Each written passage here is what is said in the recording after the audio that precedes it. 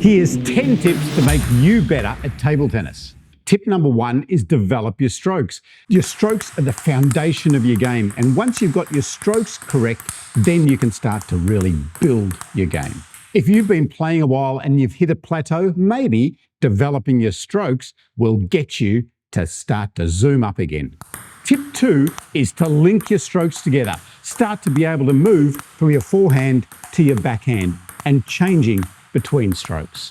If you're really good at playing forehands and you're really good at playing backhands, but you find it difficult to play them in a match, perhaps starting to link these strokes is going to take you to another level.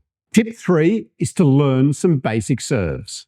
And Alois, the first time I ever played a good player, they had some amazing serves and I lost every single point every time they served. So I think learning some basic serves is a real must. It is, because you serve for half the points in a match. So just understanding how to improve your serves, just starting to develop a little bit of spin on your serves, you're going to find that it makes a big difference. And if you play a young Jeff Plum, you might just even smash him. Tip 4 is learning how to receive spin. And like I said, Alois, before when I played that really good player, I couldn't return the serve. I didn't understand about the side spin, how it would flick off to the side.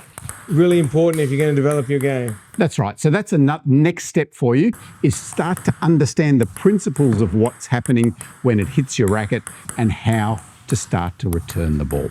Tip 5 is understanding your game plan. What do you mean by game plan? Well, it's starting to understand what your strengths and weaknesses are.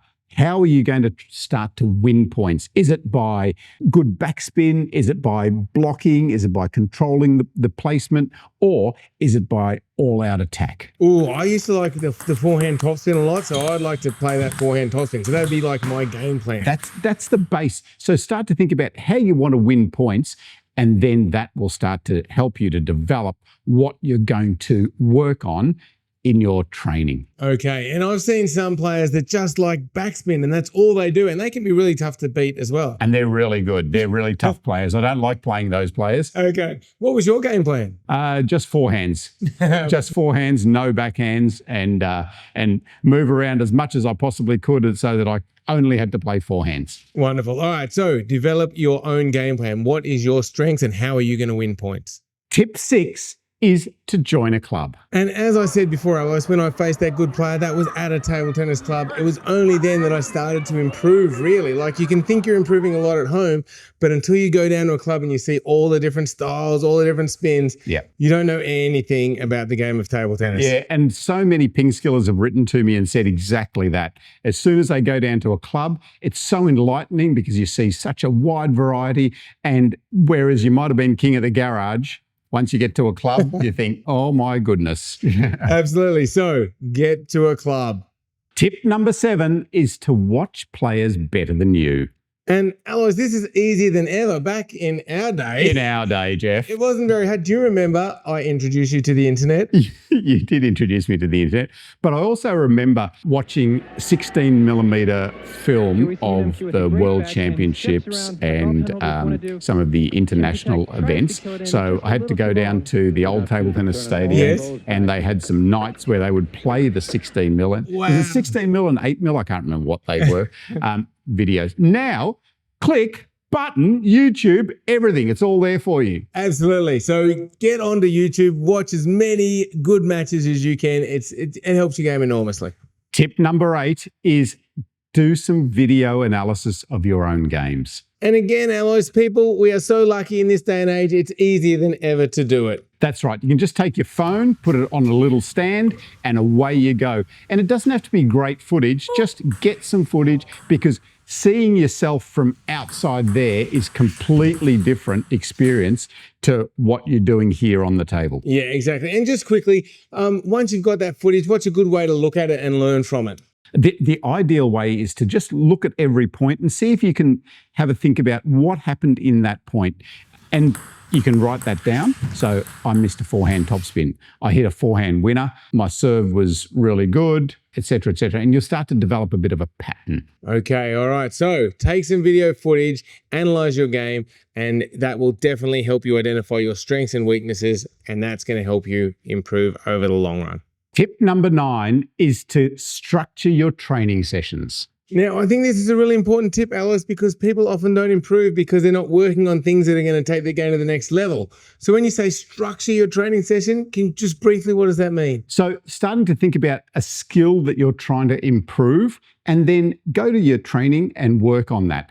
Now, some people say, but I never train. You can also do that when you're just hitting up with your friends before your match nights. Just have a think about, what do I want to improve? And in those 10 minutes, start to think about how you can do that. Great tip. And if you are fortunate enough to actually have, say, an hour to work on your game and you actually have a practice session, what's a real quick outline for how you should structure that session? Yeah, so first up, just start with a little bit of physical warm-up, just starting to get your body moving. A couple of minutes? Yeah, and just do it at whatever level you're at. So then the second thing is then start to work on the skill that you've identified. Yep. So yeah, if you're a beginner, maybe it's just working on the forehand counter hit. If you're more advanced, maybe it's on like your third ball attack. Yeah, exactly. Okay. Yeah, so just structure it again, depending on your level and where you're at. Okay, so warm up, then a skill focus, Yep. then what? And then the third thing is to start to incorporate some sort of match play in your training as well. So often players are really good at doing some nice structured drills, but they don't practice any match drills where they're starting with a serve and starting to simulate a gameplay. Yeah, because it's no good being able to play 1,000 forehands, but then not being able to return a serve or not being able to like serve and then turn that into a top spin. Yeah. Yeah, great point. All right, and then, lastly, if you've got a structured session, what's the last thing? This is an important one, and one that I think is neglected a lot, is just to spend a little bit of time reflecting on what you've done and just perhaps take some notes, get a notebook out, write a couple of things about what you did during that training session that is going to help you in the future. Makes a lot of sense, Alois. So if you want to improve, structure your training sessions.